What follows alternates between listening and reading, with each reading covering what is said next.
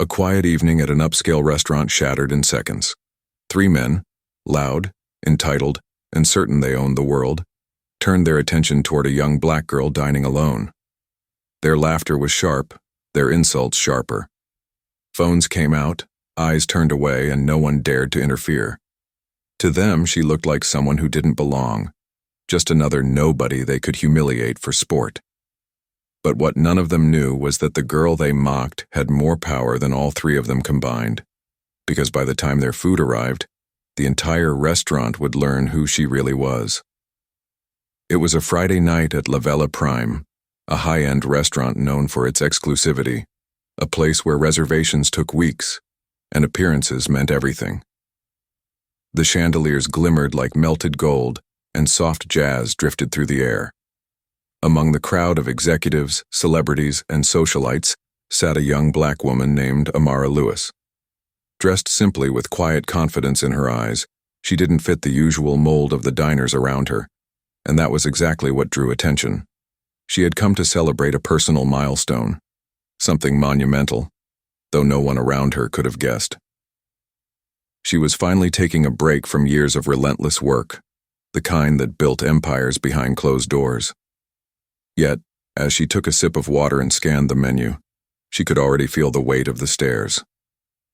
A group of three men, well-dressed but loud, entitled and drunk on their own importance, sat 2 tables away. Their laughter carried across the room, their arrogance filling the air. When Amara asked the waiter a question about the wine list, one of them muttered something under his breath, a comment that made his friend snicker. Soon, the whispers turned to taunts, the taunts into mockery. People noticed. Some glanced, then looked away. Others shifted uncomfortably, unwilling to get involved.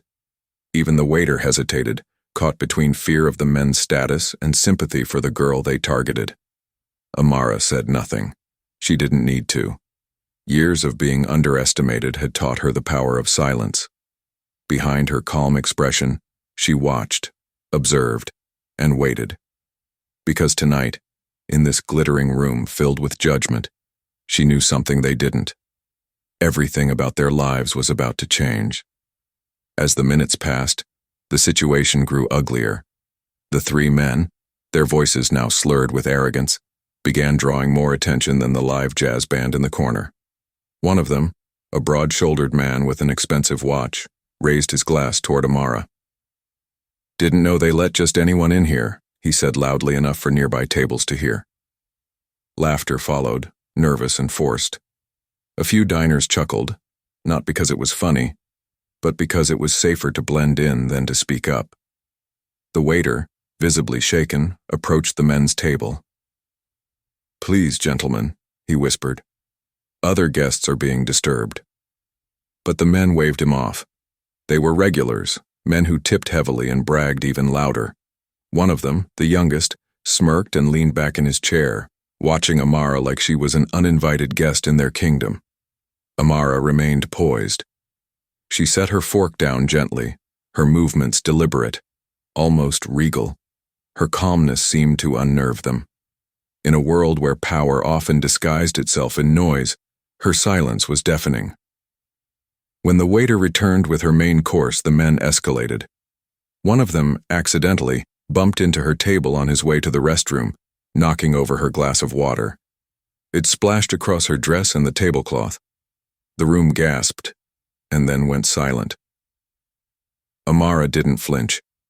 She calmly reached for a napkin and began dabbing the water away. Her restraint only made them angrier. "Hey, relax," the man sneered. "Just a little spill. No need to look at me like that." Still, she said nothing, but her eyes, calm, steady, unbroken, told a story far more powerful than any words could. At a nearby table, an elderly couple whispered in disapproval. A few staff members lingered by the kitchen doors, unsure if they should intervene. The restaurant manager glanced over but quickly turned away. He knew the men's families were influential clients. To them, this was just another uncomfortable moment to ignore. But to Amara, it was a test she had seen all her life, and she already knew how to pass it. Then came the final insult. One of the men pulled out his phone and began recording, muttering something about how rich people react when you tell them they don't belong. He smirked as he zoomed in on her face, expecting anger, maybe tears. But Amara didn't give him either. Instead, she smiled, the kind of knowing, quiet smile that carried an invisible weight. The men, growing bored with her composure, decided to move on. They signaled for their check, laughing among themselves. To them, the moment was over, a minor act of casual cruelty they'd forget by morning.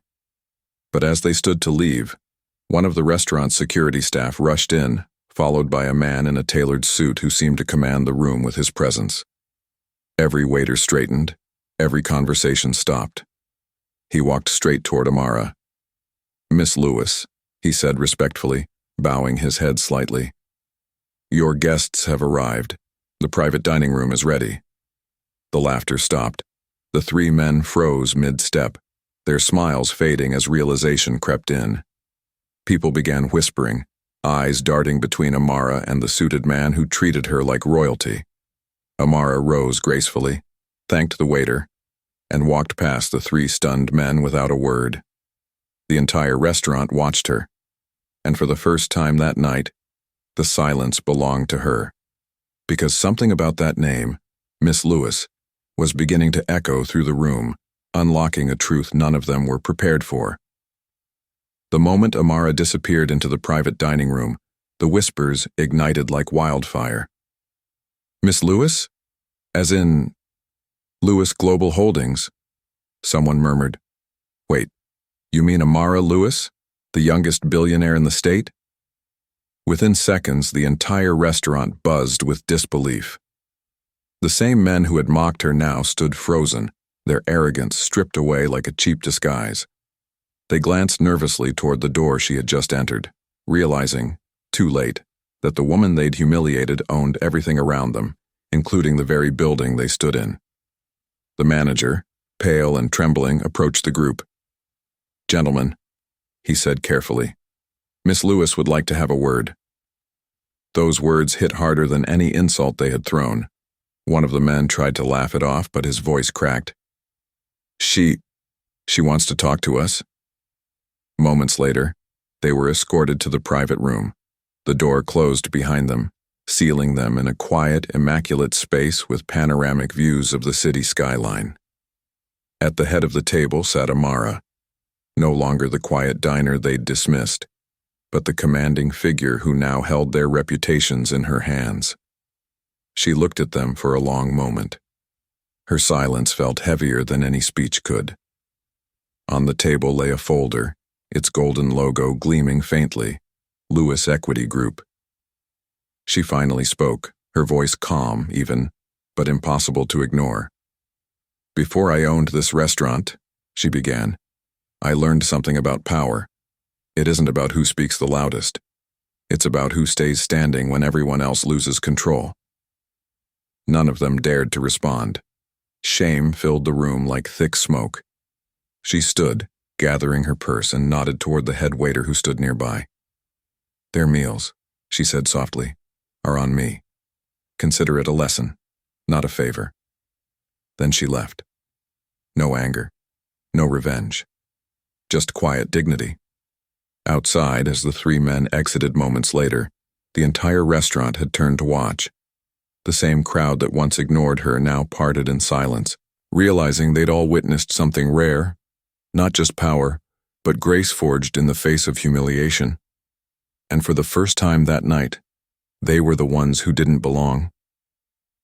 The story of that night spread faster than wildfire. Within hours, a diner's whispered video reached social media. Three men taunting a young black woman, followed by the shocking revelation of who she truly was. By morning, it had become a national headline. "Billionaire Amara Lewis humiliated at her own restaurant, responds with grace, not revenge." Comment sections overflowed with outrage, admiration, and reflection. Some saw poetic justice. Others saw the quiet power of dignity in the face of hate. But Amara didn't care about the noise. She never had. She hadn't built her empire to prove her worth. She built it to open doors for those the world tried to close out. Days later, while the three men issued trembling apologies through public statements, Amara was in her office signing off on a new initiative, a multi-million-dollar fund to support young entrepreneurs from underrepresented backgrounds. The same strength that silenced a room was now building something far bigger, opportunity. For her, that night wasn't about humiliation, it was about exposure, not of her wealth, but of society's habit of judging value by skin tone, not substance. And for those who witnessed it, the memory lingered. Waiters whispered her name with newfound respect. Diners who had looked away replayed the moment in their minds, questioning their own silence. Even the manager who had turned his back that night applied for a job in her foundation months later, hoping to work for the woman who taught him what true leadership looks like. Amara never spoke publicly about that dinner. She didn't need to. Her silence had already spoken volumes, because sometimes the loudest statement isn't the one shouted in anger. It's the one wrapped in calm, confidence, and control. The world remembered that night not for the cruelty of three men, but for the poise of one woman who refused to lower herself to their level. And as the headlines faded and the restaurant returned to its usual hum, one question remained in the minds of everyone who had seen it unfold. When faced with hate, would we have the strength to respond with grace, or would we become part of the silence?